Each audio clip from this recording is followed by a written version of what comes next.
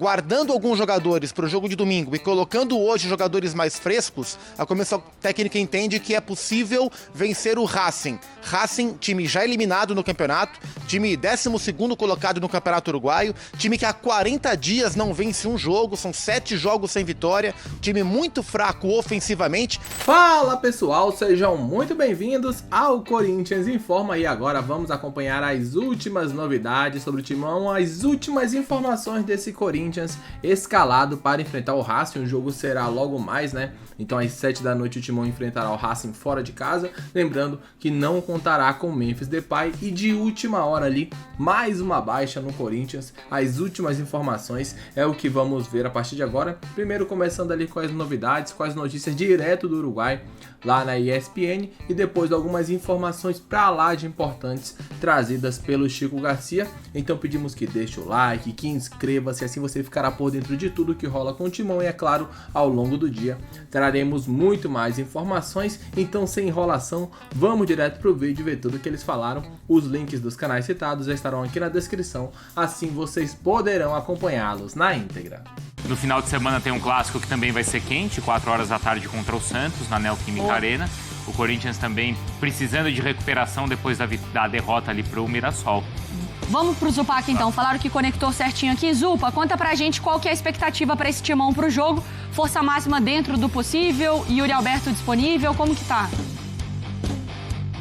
Tudo bem, Mário? Bom dia Bruno, bom dia ao fã de esportes. Esse conceito de força máxima ele é muito relativo no futebol brasileiro atual, porque uma coisa é ter os jogadores à disposição, outra coisa é o técnico entender que eles são os melhores para aquele jogo específico. No caso do Corinthians, dois fatores interferindo nisso. O clássico contra o Santos domingo, que para a comissão técnica, e essa é uma informação importante, para a comissão técnica é o jogo mais importante da semana, mais do que o jogo de hoje, então isso fará com que o Dorival retire alguns jogadores, e também o fato de o Dorival querer para hoje um time com nível de intensidade alto. O Dorival reclamou no jogo contra o América de Cali semana passada que o time no segundo tempo perdeu muita energia para tentar pressionar. Então, guardando alguns jogadores para o jogo de domingo e colocando hoje jogadores mais frescos, a comissão técnica entende que é possível vencer o Racing. Racing, time já eliminado no campeonato, time 12º colocado no Campeonato Uruguaio, time que há 40 dias não vence um jogo, são 7 jogos sem vitória,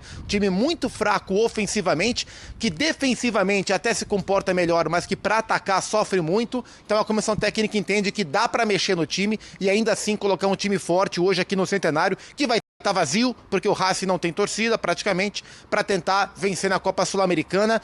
2 vitórias classificam o Corinthians, 1 vitória e 1 empate nos 2 jogos serve se o Racing, no mínimo, empatar com o América de Cali na última rodada. Mas convenhamos, o América de Cali deve vencer o Racing na última rodada. Então é mais seguro para o Corinthians pensar em 2 vitórias hoje aqui e na última rodada contra o Huracan lá em Buenos Aires.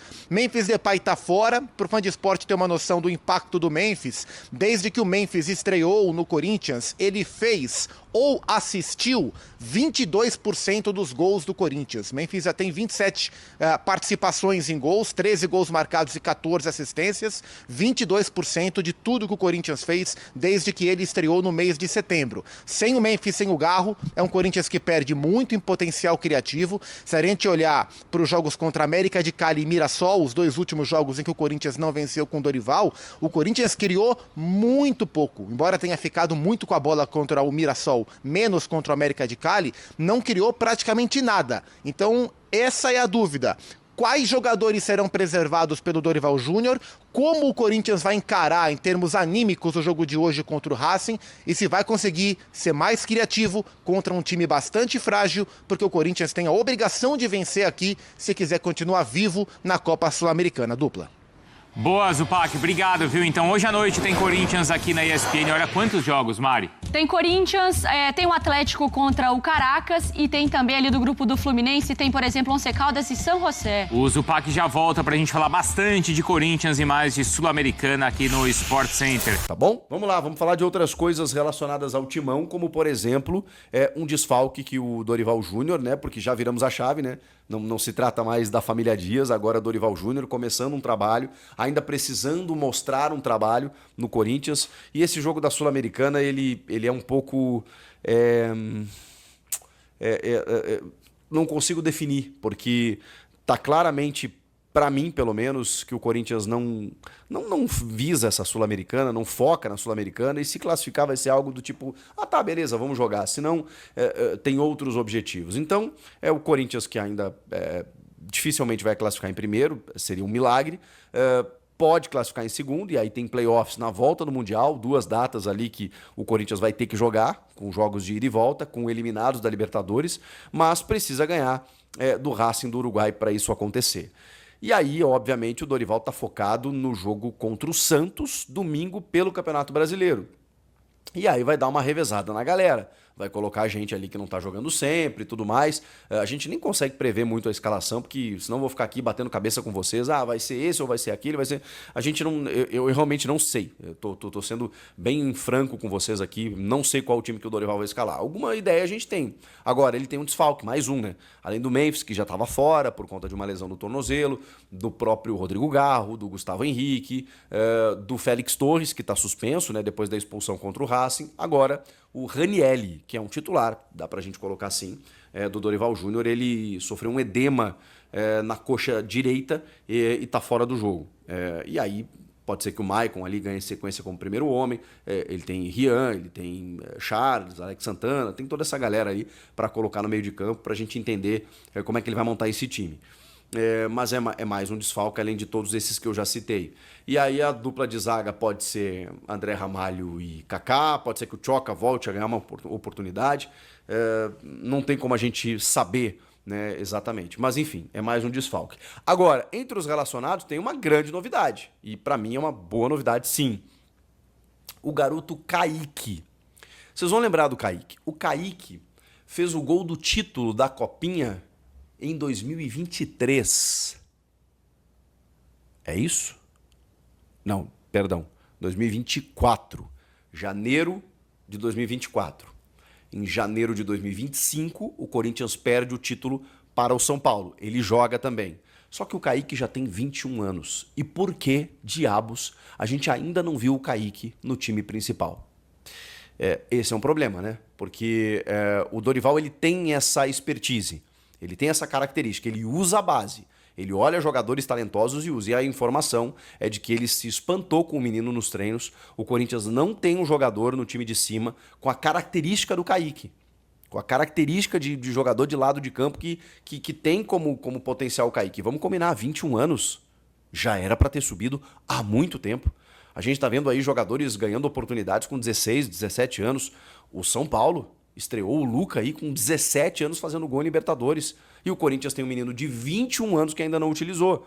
Claro, você chega a uma conclusão óbvia de que daqui a pouco ele não é um fenômeno, não aconteceu, se ele tem 21 anos e não recebeu a oportunidade. Mas, nem mereceu uma chancezinha pra gente entender se ele vai adaptar aos titulares, ao grupo principal, se ele vai assumir a bronca e tudo mais. Nada, depois de ter ido muito bem no Sub-20, finalmente o Kaique foi relacionado. Acho que não vai entrar nesse primeiro jogo, mas começa a ter contato, né, com o grupo principal, começa a frequentar e daqui a pouco o Dorival ele põe para jogar. Ele gosta de moleque, ele tá precisando abrir o elenco, tem algumas possibilidades ali que precisam acontecer.